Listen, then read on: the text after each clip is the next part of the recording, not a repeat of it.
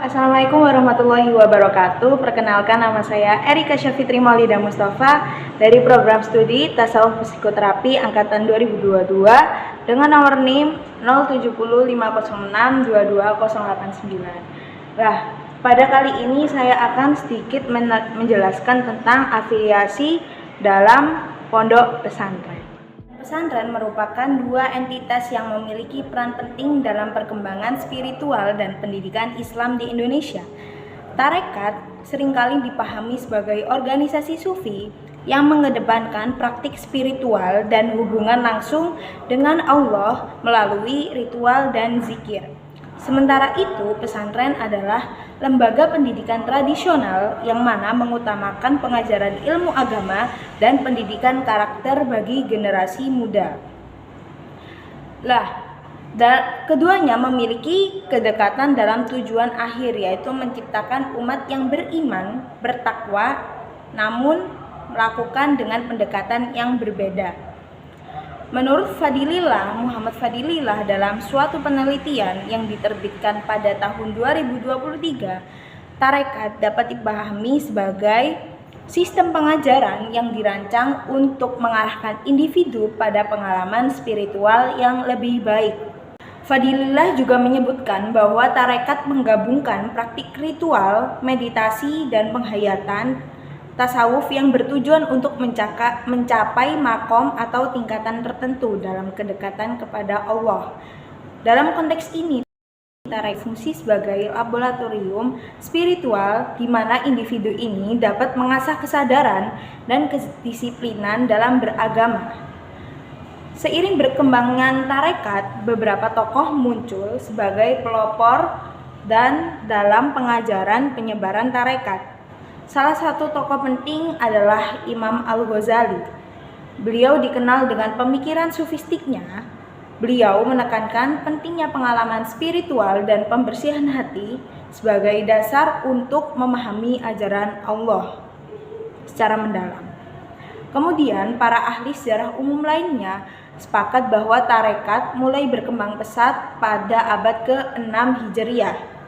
Dari abad ke-6 Hijriah ini muncullah dua tokoh sentral yang berperan besar dalam perkembangan tarekat pada masa itu.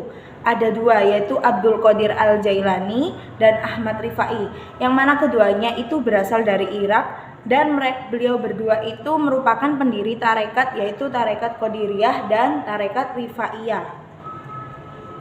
Untuk pembahasan selanjutnya yakni mengenai afiliasi dalam pesantren.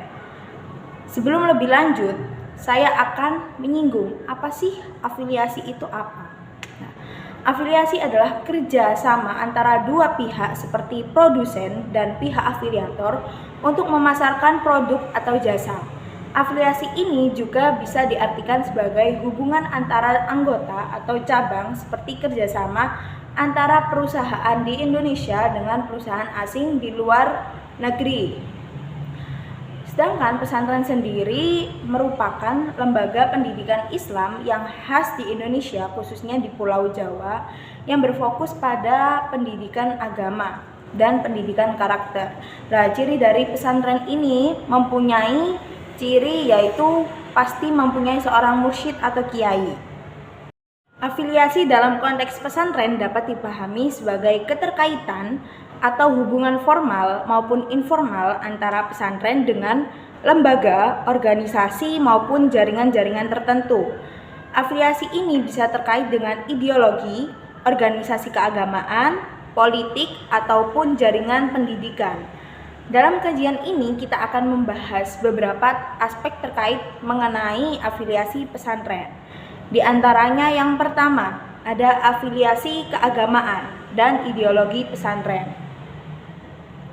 Secara historis, pesantren memiliki beragam afiliasi yang keagamaan yang seringkali ditentukan oleh pendiri atau kiai pengasuhnya. Di Indonesia, afiliasi keagamaan pesantren umumnya berakar pada dua organisasi Islam besar di Indonesia, yaitu ada Nahdlatul Ulama ataupun NU dan Muhammadiyah. Nahdlatul Ulama atau NU, banyak pesantren yang mengadopsi paham Ahlus Sunnah wal Jamaah Jamaah pada konteks Nahdlatul Ulama yang dikelola oleh NU. Nah, pesantren-pesantren yang mengadopsi Nahdlatul Ulama ini menekankan ajaran-ajaran fikih Imam Syafi'i dan seringkali mengajarkan kitab-kitab klasik atau kitab kuning. Sedangkan pesantren-pesantren yang memahami paham Muhammadiyah lebih dikenal dengan sekolah-sekolah formal. Nah, beberapa pesantren ini juga memiliki afiliasi dengan gerakan ini. Pesantren Muhammadiyah lebih cenderung modern dan menekankan pemurnian ajaran Islam berdasarkan Al-Quran dan Sunnah. Nah, selain organisasi Islam besar tadi di atas, itu ada pula pesantren yang memiliki afiliasi dengan Salafi, tarekat ataupun gerakan-gerakan transnasional seperti Ikhwanul Muslimin dan Jamaah Tabligh. Kurikulum, pendekatan dakwah, dan pola pendidikan di pesantren. Yang kedua ada afiliasi politik di dalam pesantren.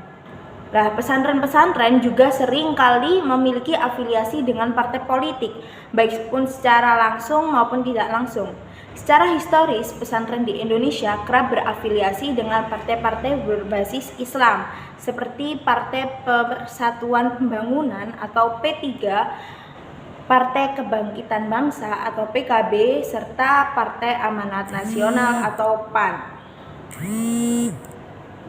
Pesantren-pesantren yang mengikuti paham PKB, lah ini kebanyakan pesantren yang ikut dengan NU karena memiliki keterkaitan sejarah antara NU dengan PKB.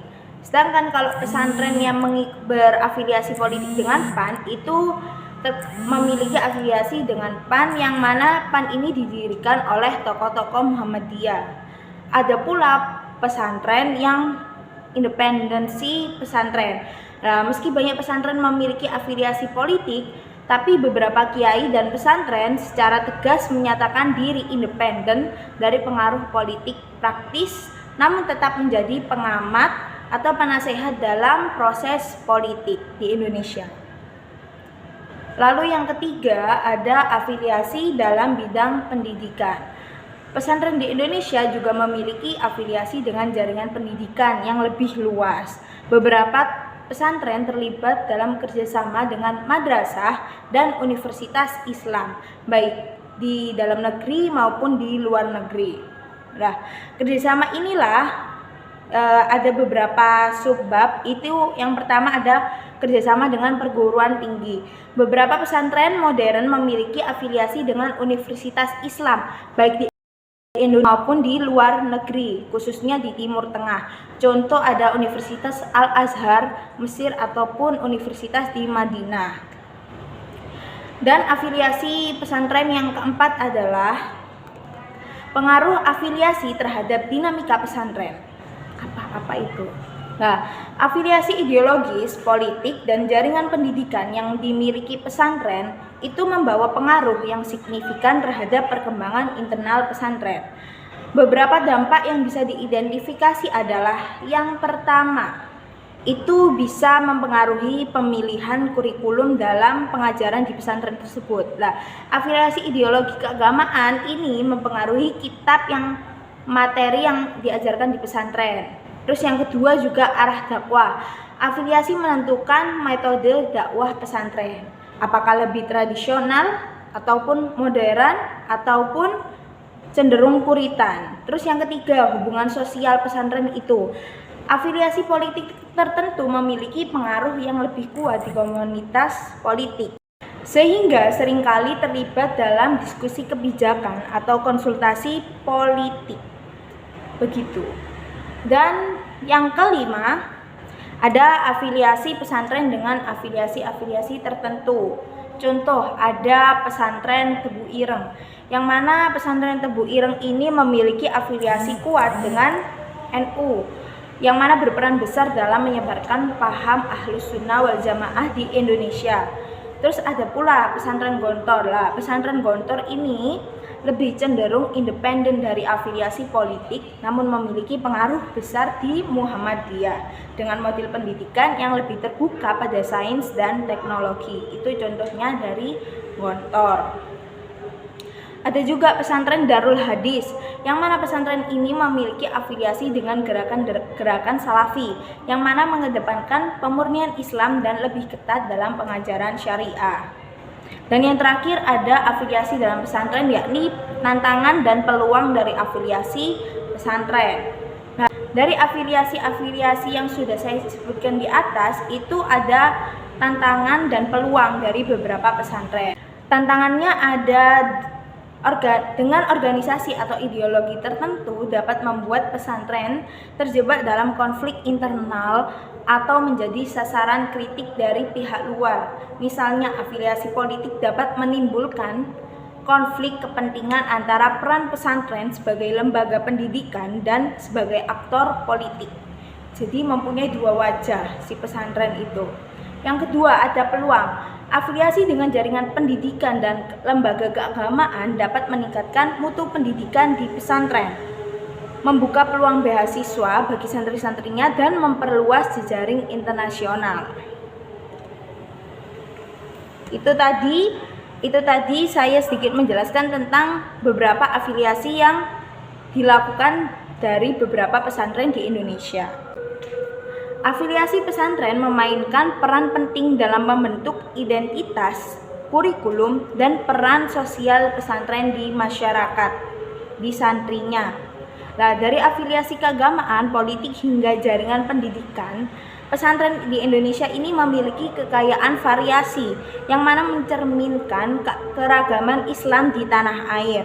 Namun, afiliasi-afiliasi yang sudah saya sebutkan di atas ini juga membawa tantangan, terutama dalam menjaga keseimbangan antara independensi pesantren dan pengaruh eksternal. Sekian pemaparan dari saya. Mungkin dari pemaparan yang saya paparkan ada sedikit kesalahan dan kekurangan, baik maupun sengaja maupun tidak disengaja, mohon dimaafkan. Assalamualaikum warahmatullahi wabarakatuh.